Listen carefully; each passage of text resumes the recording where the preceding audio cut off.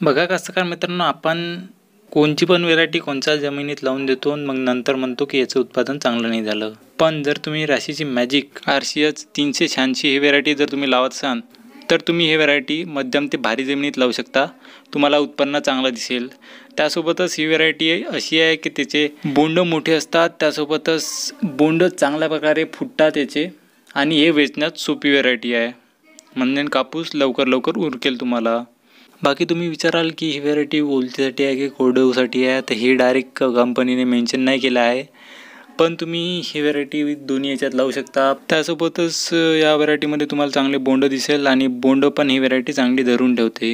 त्यासोबतच तुडतुड्या जो किडा असतो त्यापासून ही व्हेरायटी सहनशील आहे. आणि त्यासोबतच तुम्ही हे विचाराल की या व्हेरायटीला किती उत्पादन होते, ते तुमच्यावर आहे. तुम्ही कशी फवारणी मारता, तुम्ही कसं खत टाकता, कोणत्या वेळेवर टाकता, त्याच्यावर पूर्ण अवलंबून राहील. डायरेक्ट असा आकडा नाही सांगू शकत की आपण तुमच्या जमिनीत एवढंच होईल, कारण की काही लोकांना जास्त होऊन जाते, काही लोकांना कमी उत्पादन होऊन जाते. ते तुमचं हवामानावर, त्यासोबतच खत आणि फवारणीवर अवलंबून असते. तर आपण समोर सांगूच की कशा प्रकारे तुम्हाला फवारणी करायची आहे आणि त्यासोबतच खत पण कशा प्रकारे टाकायचं आहे. तर त्याकरिता तुम्हाला फक्त एकच काम करायचं आहे, चॅनलला सबस्क्राईब करायचं आहे आणि बेल आयकॉनला पण क्लिक करायचं आहे आणि कमेंटमध्ये सांगायचं आहे की ही व्हेरायटी कशी आहे. जर तुम्ही लावलेली असेल मागच्या वर्षी तर तुम्ही सांगा. आपल्या बाकी कास्तकार मित्रांना त्याची मदत होईल.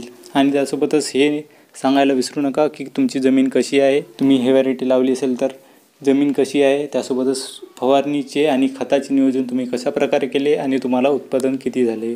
तर अशाच प्रकारची माहिती घेण्याकरिता तुम्ही चॅनलला सबस्क्राईब करा आणि आणखी आपण व्हेरायटी बघू की त्याचे वैशिष्ट्य कोणते आहे.